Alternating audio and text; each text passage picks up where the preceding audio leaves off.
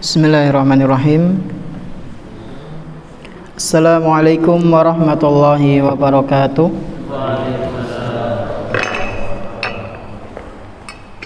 Alhamdulillahirabbil alamin, wassalatu wassalamu ala nabiyyina Muhammadin wa ala alihi wa ashabihi wa man tabi'ahum bi ihsanin ila yaumiddin. Asyhadu an la ilaha illallah wahdahu la syarika lah wa asyhadu anna Muhammadan abduhu wa rasuluhu la nabiyya ba'dah. Alhamdulillah, segala puji hanya milik Allah Subhanahu wa taala, di mana Dia telah memberikan kepada kita semuanya nikmat yang begitu banyak. Dan di antara kenikmatan-kenikmatan yang telah Allah Subhanahu wa taala berikan kepada kita semuanya, yaitu berupa nikmat iman, nikmat Islam, nikmat sehat, nikmat kita bisa kembali menghadiri majelis ta'lim di salah satu rumah-rumah Allah Subhanahu wa taala yang kita cintai ini. Kita berharap kepada Allah Subhanahu wa taala, semoga apa yang kita lakukan pada kesempatan malam yang berbahagia kali ini bisa kita amalkan dalam kehidupan sehari-hari, sehingga menjadi bekal amal soleh kita kelak ketika berjumpa dengan Allah Subhanahu wa ta'ala di hari akhir nanti. Allahumma amin. Suaranya kurang keras napa nggih? Ya Mas? Iya. Salawat dan salam semoga senantiasa tercurah limpahkan kepada Nabi kita yang tercinta, Nabi Muhammad sallallahu alaihi wasallam, beserta para keluarganya, para sahabatnya dan umatnya yang senantiasa mengikuti sunnah-sunnah beliau hingga hari akhir nanti. Jamaah rahimani wa rahimakumullah, insyaallah pada malam hari ini kita akan melanjutkan pembahasan kitab Al-Arba'in An-Nawawiyah, salah satu karya tulis yang disusun oleh Al-Imam Yahya bin Syaraf An-Nawawi rahimahullahu ta'ala. Dan terakhir pembahasan kita hadis keberapa Pak Bu? 17. Alhamdulillah, tasih kemutan nggih. Berarti sekarang kita masuk faedah atau hadis baru? Hadis baru. Berarti pertemuan terakhir membahas faedah-faedah dari hadis ke-17. Nah, kita sekarang akan membahas hadis yang ke-18, yang mana hadis ini pembahasan intinya tentang takwa, amal soleh, dan perintah untuk berakhlak mulia. 3 poin ini ya, poin besar di dalam hadis yang ke-18. Baik, sebelum kita masuk ke pembahasan, kita baca terlebih dahulu hadisnya. Monggo sinten sing badhe maos? Raat sing liyane ora pengen? Nggih, monggo Mas Andi nggih. Gantian ya.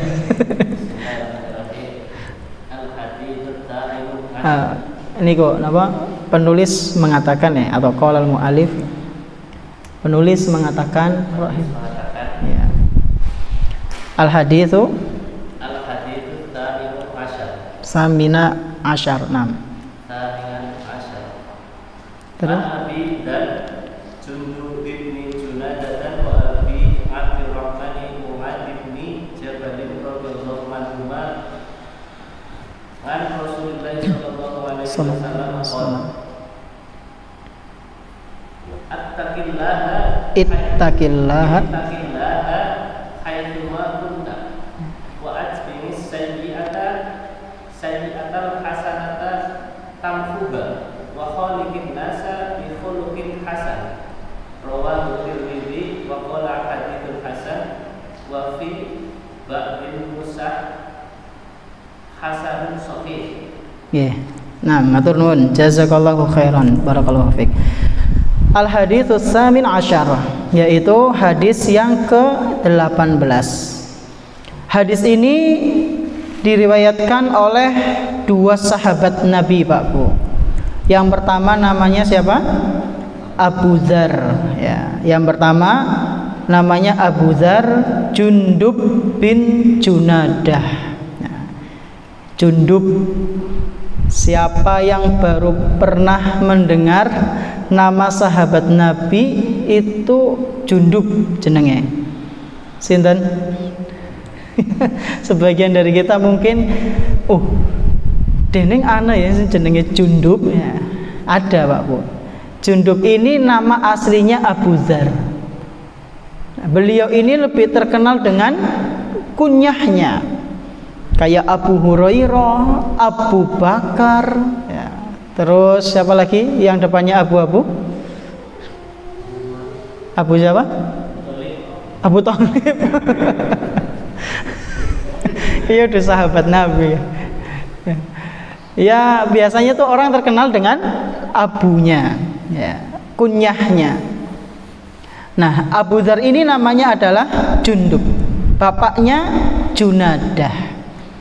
Jadi inilah dua nama sahabat Nabi yang asing kedua, yang sebelumnya kita sudah mengenal lagi. Yang pertama tadi dulu siapa, Pak Bu? Syaddad, nggih. Syaddad. Yang kedua siapa? Jundub. Nah, ini mungkin asing di telinga kita. Ini sahabat yang pertama, Abu Dzar Jundub bin Junadah. Sahabat Nabi yang kedua yang meriwayatkan hadis ini adalah Abu Abdurrahman Mu'adz bin Jabal radhiyallahu anhuma. Nah, kalau Mu'adz ini sudah terkenal, nggih. Kita sering dengar kata Mu'adz bin Jabal. Ya, Mu'adz anaknya Jabal. Jabal sih artinya apa? Gunung, ya. Jadi orang-orang Arab itu di antara kebiasaannya dulu suka menamai anaknya dengan nama-nama hewan atau sesuatu yang besar. Di antara tujuannya agar menakut-nakuti musuh. Jabal itu artinya apa?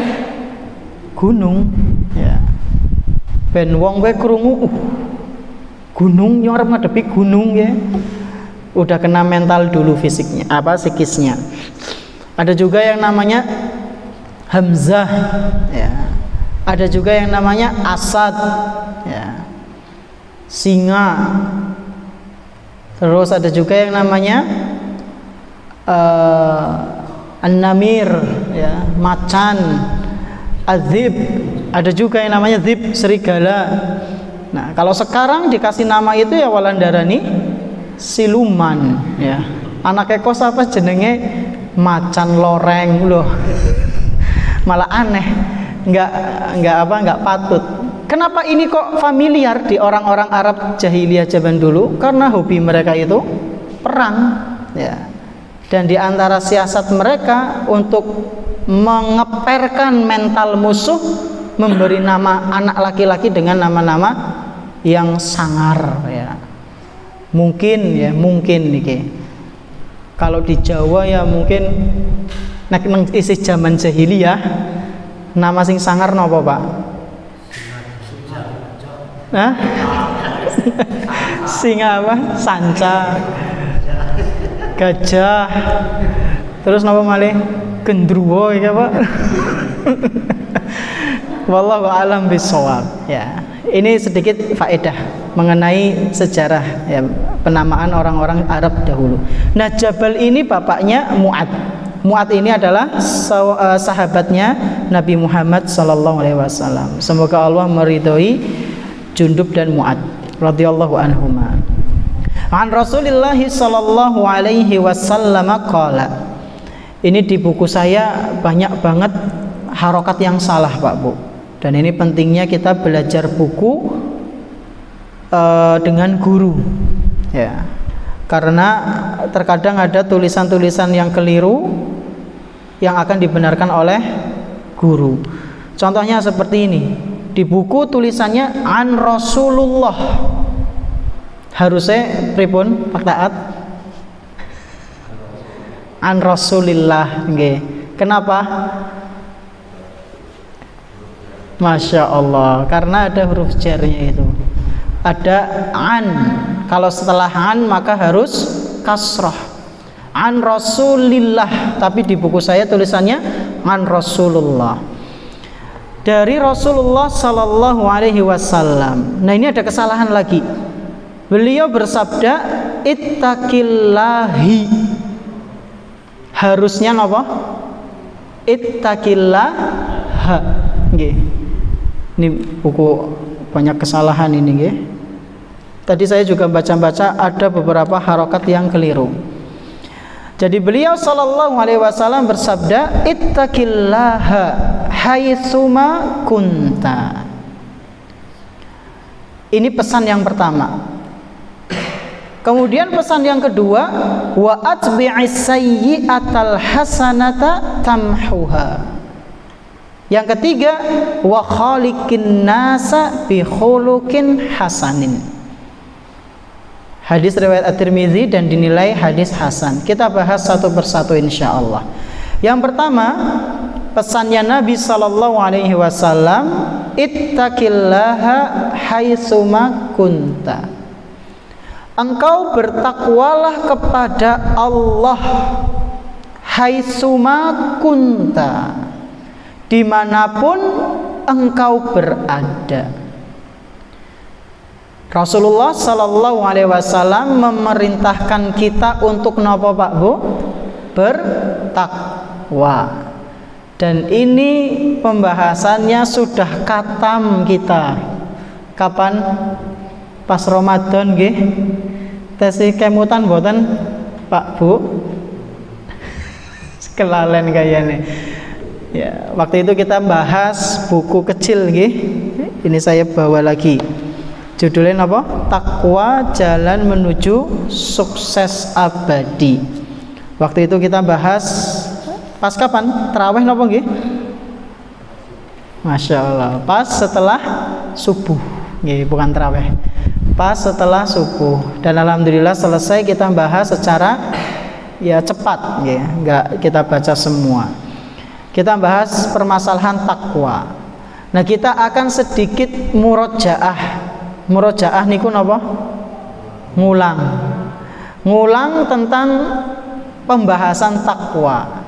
Nah, biasanya nggih Pak Bu, biasanya sesuatu yang diulang itu adalah sesuatu sing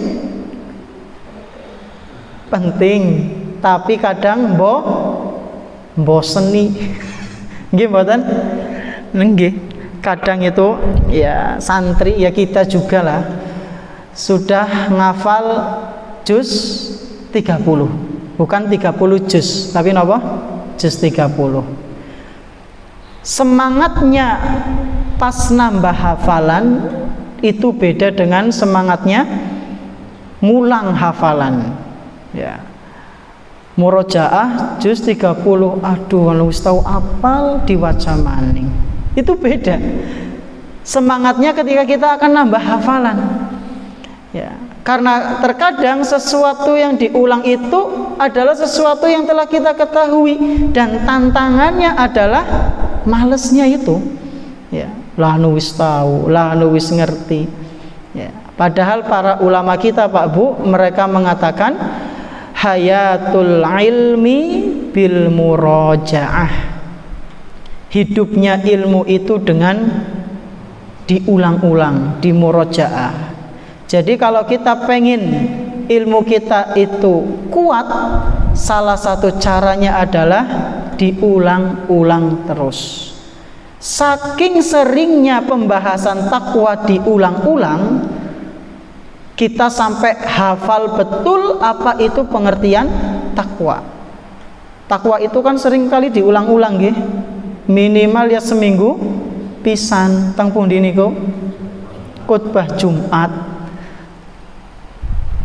Khotib pasti mengingatkan jamaahnya dengan takwa. Ya, karena itu diantara hal yang harus ada dalam khutbah, mengingatkan takwa. Jangan sampai ada khotib ngisi dari awal sampai salam sampai akhir, ya bukan salam, sampai akhir khutbahnya nggak ada pembahasan takwa. Itu kurang tepat, ya. Jadi khotib harus menyampaikan, mengingatkan takwa kepada jamaahnya. Karena saking seringnya kita sampai hafal apa itu definisi takwa. Napa takwa niku Pak Bu? Menjalankan perintah-perintah Allah dan menjauhi larangannya. Jadi Nabi kita Muhammad sallallahu alaihi wasallam memerintahkan kita untuk bertakwa. Ittaqillaha, bertakwalah engkau kepada Allah. Jalankanlah perintah-perintahnya, jauhilah larangan-larangan Allah. Haitsuma kunta, dimanapun engkau berada. Nah, dimanapun engkau berada berarti teng pundi? Dimanapun engkau berada berarti teng pundi? Ya neng dindi, di mana saja. Di mawon, ya. Rasulullah SAW memerintahkan bertakwalah engkau dimanapun engkau berada. Berarti enggak cuma di mana? Di masjid. Enggak cuma di masjid. Bertakwa itu ya juga di jalan raya, di sekolah, di pasar, ya. Jadi di pasar kita juga harus bertakwa. Aja mentang-mentang lah nang wong pasar umume kaya-kaya nyong melu-melu umume, ya. Pada ngeliatin aurat misalnya. Liane pada siul-siul ikut siul-siul, ya. Lah kan rata-rata umume pasar kayak gue Ustadz, ya. Ya panjenengan jangan ngikut umume gitu. Kenapa? Karena Rasulullah Sallallahu Alaihi Wasallam memerintahkan kita untuk bertakwa dimanapun. Di masjid jelas, di sekolahan, di kantor, di rumah, ketika ada suami maupun tidak. Demikian pula dengan suami ketika ada istri maupun tidak. Ketika di kamar mandi, ya. Karena Allah Subhanahu wa ta'ala selalu mengintai kita, Pak Bu, selalu mengawasi kita. Disebutkan dalam Al-Quran surat Ali Imran ayat ke-5, Allah Subhanahu wa ta'ala berfirman, innallaha la yakhfa alaihi syai'un fil ardi wala fis sama. Sesungguhnya enggak ada sesuatu yang tersembunyi sedikit pun di sisi Allah Subhanahu wa ta'ala, yang di langit maupun di bumi. Yang di bumi maupun yang di langit, semuanya itu terlihat. Kalau kita benar-benar menanamkan ketakwaan dalam hati kita, Pak Bu, maka kita akan benar-benar menyadari setiap gerak-gerik kita itu ada, setiap gerak-gerik kita itu ada yang mengawasi, ya. Jangan mentang-mentang kemudian di kamar mandi nggak ada yang ngeliat, lalu bawa HP buka situs-situs yang dilarang. Itu Allah ngeliat. Kita saja misal di ruangan lah, di ruangan kosong, dan di situ ternyata ada CCTV. Lalu apakah kita bisa bebas melakukan apa yang kita inginkan di ruangan tersebut, Pak Bu? Enggak bisa. Bahkan kita buka HP nyekrol niku napa nggih? Nyekrol niku bahasa gampangnya napa? Geser. Lagi geser ya HP zaman biyen apa geserane. Melihat video yang ada di HP, kita pasti akan mikir-mikir. Ki engko ujug-ujug sing deleng nang CCTV anu bose ge. Ya. Lah nyong ya izin, ya. Selama ini saya terlihat soleh, terlihat baik, ternyata pas buka HP ngelihat sesuatu yang diharamkan. Ya izin. Pasti kan tumbuh perasaan seperti itu. Tapi kenapa ketika nggak ada orang, nggak ada CCTV, kita buka HP dengan sebebas-bebasnya? Apakah kita nggak malu sama Allah? Kita cuma malunya kepada manusia, ya. Ini sebagai introspeksi diri, ya, muhasabah kita semua, gitu Pak Bu. Jadi Rasulullah Sallallahu Alaihi Wasallam memerintahkan kita untuk bertakwa. Kenapa Ustadz kita harus bertakwa? Siapa yang masih ingat kenapa kita harus bertakwa? Kenging napa Pak? Karena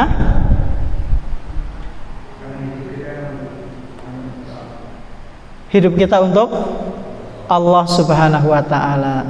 Ya, bisa sebagaimana firman Allah Subhanahu wa taala, "Wa ma khalaqtul jinna wal ins illa liya'budun." Liya'budun itu kan mentauhidkan, dan tauhid itu termasuk dalam ketakwaan. Jawaban yang lain yang kita bahas di bulan Ramadan. Iya betul, Masya Allah. Orang yang bertakwa pasti akan masuk surga. Takwa itu termasuk jalan menuju surga. Yang lain?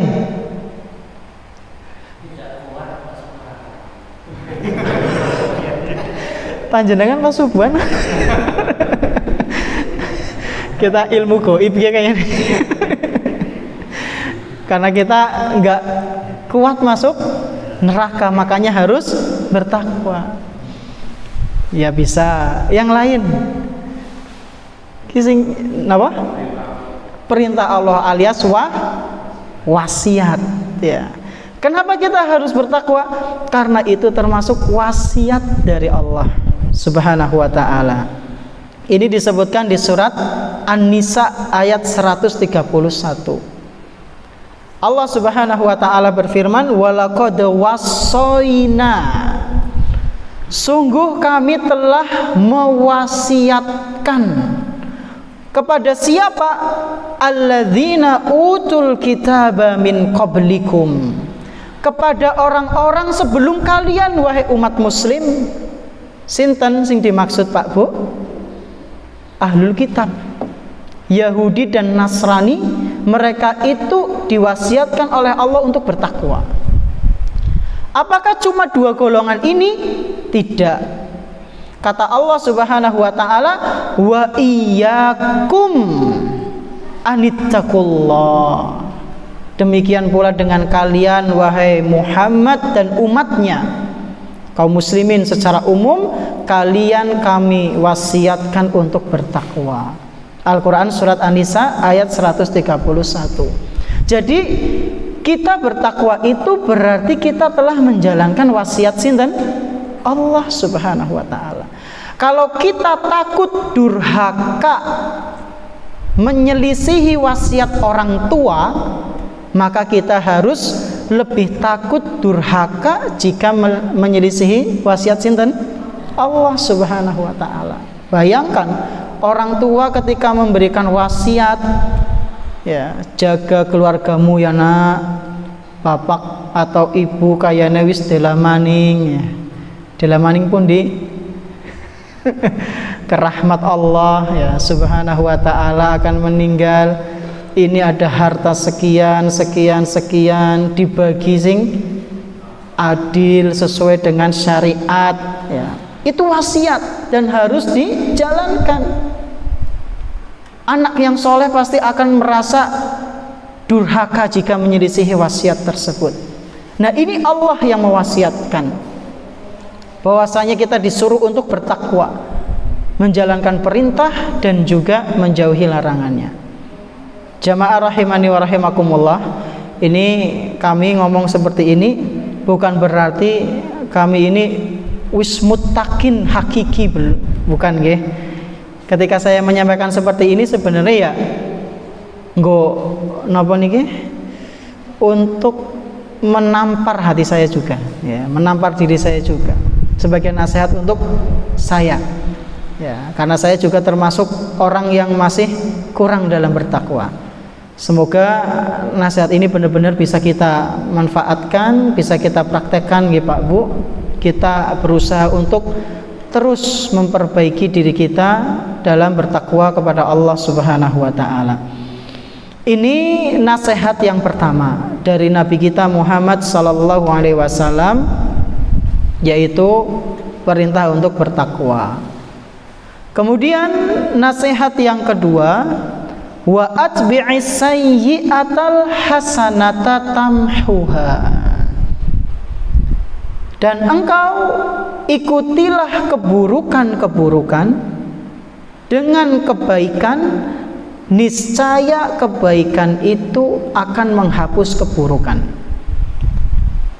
Saya ulang, dan engkau ikutilah keburukan dengan kebaikan, niscaya kebaikan itu akan menghapus keburukan. Maksudnya pripun? Maksudnya pripun Pak Bu? Kita disuruh oleh Nabi Muhammad sallallahu alaihi wasallam, kalau tergelincir dalam dosa langsung melakukan kebaikan. Itu maksudnya. Atbi'is sayyi'atal hasanah. Kalau habis berbuat dosa langsung ngerjakan apa? Kebaikan. Kenapa kita harus melakukan kebaikan? Karena kebaikan itu yang akan nambal kesalahan kita Pak Bu. Jadi misal niki, qadarullah keceplosan ngomong saru. Napa contohnya? Ya aja. Ya, contohnya ya sikil papat gitu ya, gajah apa macan gitu. Aduh, macan nih. Langsung napa berarti? Astagfirullah. Gue ya. Kadang malah sing parah kan wis ngomong macan ditambahin apa? Kotorane ya. Kotorane nyebut kewan liyane maning. Nah, itu berarti mengiringi keburukan dengan keburukan. Kenapa kok kita harus mengiringi keburukan, dosa, kesalahan dengan amal soleh? Istighfar kan amal soleh nggih? Kenapa kita harus segera mengiringinya? Kata Nabi sallallahu alaihi wasallam, tamhuha. Karena amalan itu yang akan menghapus keburukan Pak Bu. Dan salah seorang ulama, Syekhul Islam Ibnu Taimiyah, beliau menjelaskan di antara prakteknya adalah mengamalkan kebaikan itu yang sesuai dengan keburukan yang dia lakukan. Contohnya kayak tadi, dia melakukan dosa dengan lisannya, maka berarti amal solehnya dengan apa? Lisan. Ngomong saru ya langsung diganti dengan zikir. Jelalatan misalnya, orang sengaja, ya orang mungkin orang sengaja lagi. Jelalatan orang sengaja ya mungkin, itu jelas sengaja melihat sesuatu yang dilarang. Maka setelah itu dia sadar, maka amal soleh yang pas untuk menutup kesalahannya dengan apa? Baca Quran. Berarti mandek disit nang pom bensin. Lagi safar kan, nggak kerasa, napa? Nggak tanpa diduga tiba-tiba ada wanita napa? Nggak pakai jilbab misalnya, auratnya kelihatan, langsung napa? Langsung mendelik. Wanitanya udah pergi langsung astagfirullah. Ternyata di depan ada pom bensin, panjenengan berhenti dulu di situ. Baca Al-Qur'an. Pinten jus? Sejus ya ratakan tekan kok ya. Rong jus, telung jus. Ya mungkin ya semuka, bebas lah, nggak ada batasan. Intinya sesuai gitu. Kemudian apa malih? Misalnya pernah melakukan dosa melangkahkan kaki ke tempat-tempat haram. Berarti bagaimana? Ya kaki itu dilangkahkan ke tempat-tempat baik. Intinya yang sesuai. Ini cuma anjuran dari sebagian ulama, diantaranya Syekhul Islam Ibnu Taimiyah dan yang lainnya. Karena amal soleh itu akan menghapus dosa-dosa Pak Bu. Dan ini dikuatkan dalam Al-Qur'an. Dalam Al-Qur'an surat Hud ya, yang punya PDF-nya bisa dibuka di halaman 170. Di surat Hud ayat ke-114. Di situ Allah Subhanahu wa taala berfirman, "Wa aqimis sholata tarafayn nahari wa zulafan minal lail. Innal hasanati yudhibnas sayyi'at." Sesungguhnya al-hasanat, hasanat niku napa? Amal soleh, kebaikan-kebaikan, yudhibnas sayyi'at, akan menghapus dosa-dosa. Ini dalam Al-Qur'an. Dalam hadis lain juga dijelaskan lebih rinci. Maksud dosa-dosa yang dihapus niku napa? Kata Nabi sallallahu alaihi wasallam, "As-shalawatul khamsu wal jum'atu ilal jum'ah wa ramadan ila ramadan mukaffiratun lima bainahunna idza jtunibatil kabair." Kata Nabi sallallahu alaihi wasallam, salat 5 waktu ke salat 5 waktu berikutnya. Panjenengan hari ini 5 waktu, besok 5 waktu, itu akan menghapus dosa-dosa. Jumat yang satu ke Jumat yang berikutnya, itu juga sebagai apa? Penggugur dosa-dosa.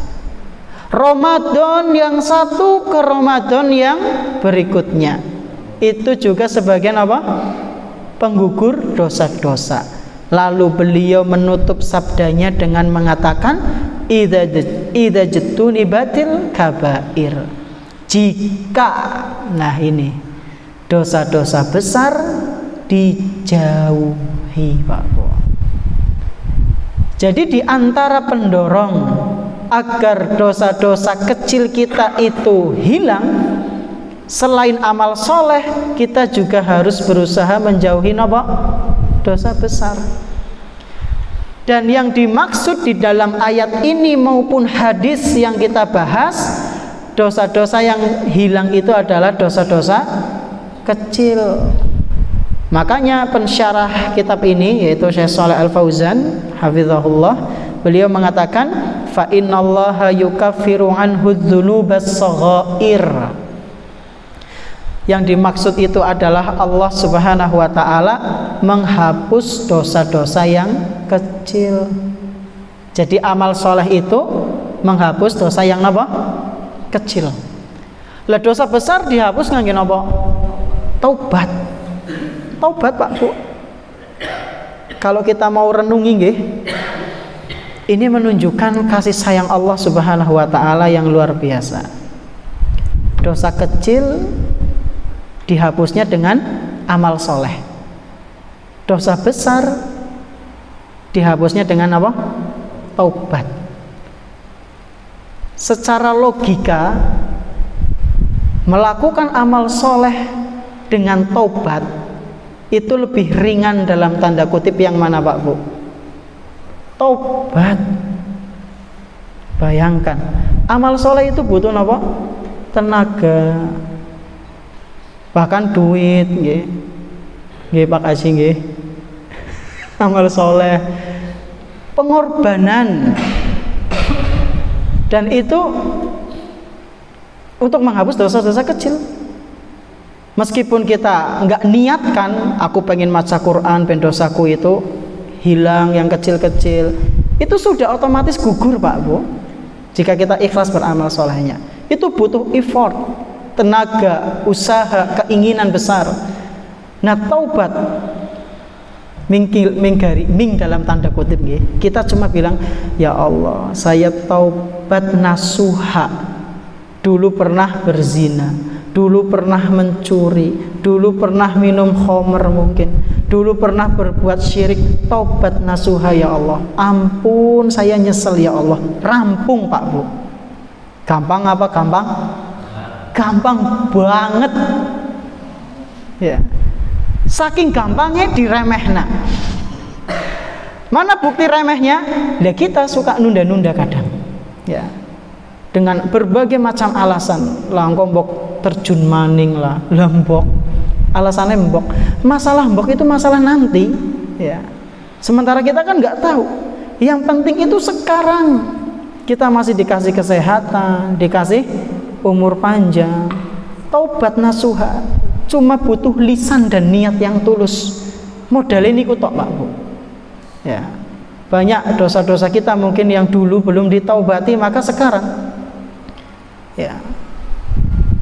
Jangankan kita Pak Bu, orang muslim taubat itu pasti diterima. Lah orang kafir yang dulu pernah berbuat syirik, mempersekutukan Allah Subhanahu wa taala, ya. Itu pun kalau bertobat Allah terima, ya. Bayangkan. Dan ini disebutkan oleh Allah Subhanahu wa taala di surat Al-Anfal ayat ke-38. Di surat Al-Anfal ayat 38 kata Allah Subhanahu wa taala, "Qul," katakanlah wahai Muhammad kepada mereka itu, "Lilladzina kafaru," katakan, sampaikan kepada mereka wahai Muhammad, orang-orang yang melakukan kesyirikan, yang melakukan perbuatan kufur, "In yantahu yughfar lahum ma qad salaf."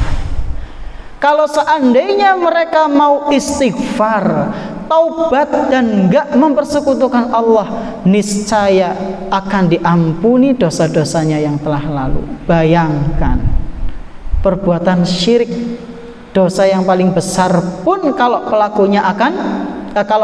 pelakunya bertaubat akan diampuni, apalagi selain syirik. Minum khamr sama syirik itu besar mana?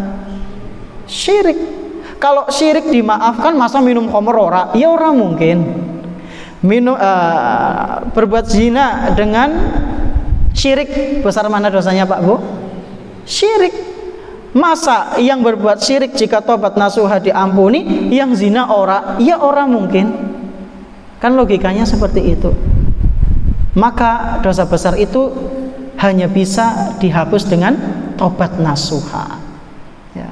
Oleh karena itu kita coba ingat dosa-dosa besar apa yang belum kita taubati, maka segera taubati, jangan ditunda-tunda.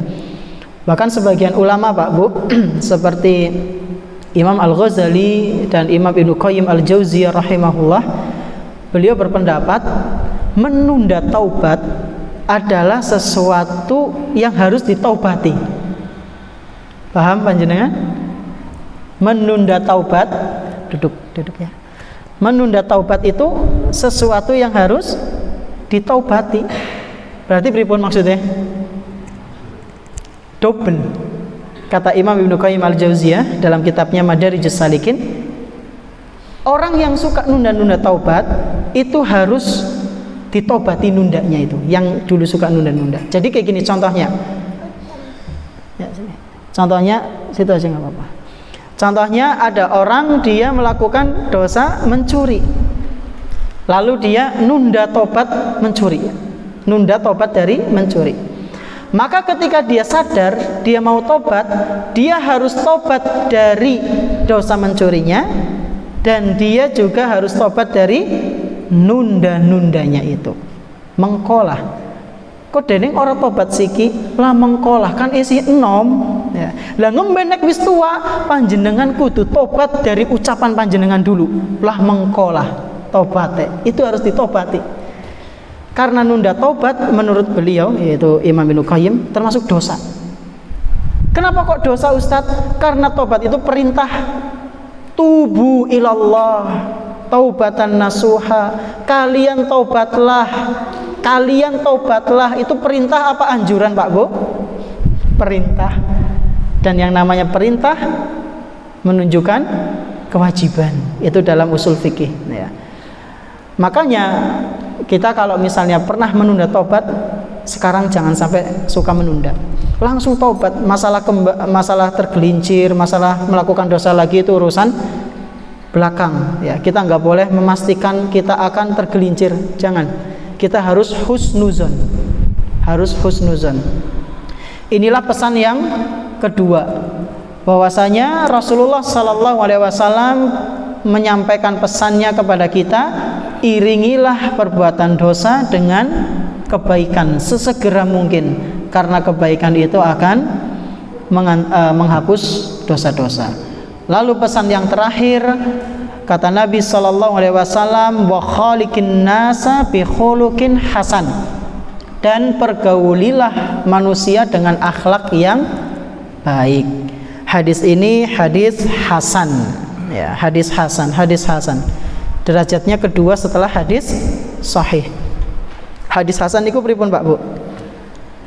Hadis hasan itu sebagian ulama mengatakan sama seperti hadis sahih. Bedanya cuma di ulama yang hafal hadisnya. Contohnya seperti ini nggih, contoh niki nggih untuk menggambarkan. Nuwun sewu, Pak Warlan menyampaikan kepada sebagian jamaah, ke Mas Udri misalnya, Mas, besok hari Minggu jam 7 kerja bakti. Mas Udri menyampaikan ke Pak Sarno. Pak Sarno, Pak Udri bilang ke Pak Sarno, pripun Mas? Berarti urung sahih ini. Jam itu nih hilang sih. Nah, itu. Kalau sahih gimana? Besok hari Minggu jam 7 kerja bakti. Pak Sarno menyampaikan ke Pak Taat, ya sama gitu. Harus sama. Apa? Gimana Pak? Besok hari Minggu jam 7 kerja bakti. Pak Taat menyampaikan ke Pak RT dan seterusnya dengan lafaz yang sama. Itu sahih. Nah, hasan itu maknanya sama, cuma salah satu dari yang menyampaikan itu ada yang hafalannya sedikit goyang. Kayak tadi panjenengan, besok hari Minggu kerja bakti. Lu jam pira? Aduh, jam pira ya. Tapi benar harinya. Itulah hadis hasan. Rawi, ini namanya perawi ini. Perawi. Nah, sumber utamanya siapa? Pak Warlan. Nah, kalau hadis ini Rasulullah SAW sumber utamanya. Jadi ada sahabat, nanti ada tabi'in, tabi'ut tabi'in. Nah, ulama-ulama itulah nanti ada yang sebagian hafalannya mungkin lemah, ya, ada yang lupa, ada yang kuat, ya. Itu sedikit gambaran mengenai hadis hasan. Bahkan kata Syekh Shalih Al Fauzan, hadis hasan ini saudaranya lah, hampir mirip dengan hadis sahih. Masalahnya cuma di rawinya, ya, rawi yang hafalannya kurang kuat, ya. Tapi maknanya sama, betul. Nah, ini sedikit mengenai pembahasan hadis ke-18, yaitu pentingnya kita bertakwa, kemudian beramal soleh, dan berakhlak mulia kepada sesama manusia. Mungkin ini yang bisa kami sampaikan. Terima kasih atas perhatiannya. Kita tutup dengan doa kafaratul majlis. Subhanakallahumma bihamdik asyhadu an la ilaha illa anta astaghfiruka wa atubu ilaik. Wa sallallahu ala nabiyyina Muhammadin wa ala alihi wa sahbihi ajma'in. Wassalamualaikum warahmatullahi wabarakatuh.